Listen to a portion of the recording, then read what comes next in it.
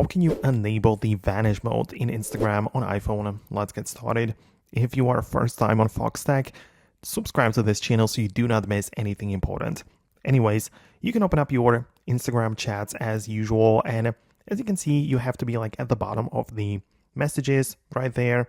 And what you can do is to keep on swiping up more. So you can see there is like a loading circle which appears.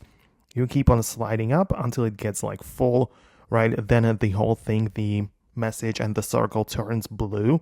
And it's telling you that now you can release your finger to turn on the disappearing messages. So that's like the gesture. You can just swipe up all the way like this on your chat, and you're going to get to a mode which is the vanish mode technically, where the messages disappear, and when you take a screenshot, the other person is notified about it. So it kind of works like a Snapchat in that sense, but it's all still within the Instagram. So it kind of gets the job done if you want specifically that. So yeah, I would really appreciate your feedback if that is, something that you wanted to do, if you managed to achieve it or not. Thanks a lot for watching and your support, and I'll see you later in the upcoming videos. That is, of course, only if you subscribe, so you that way do not miss anything.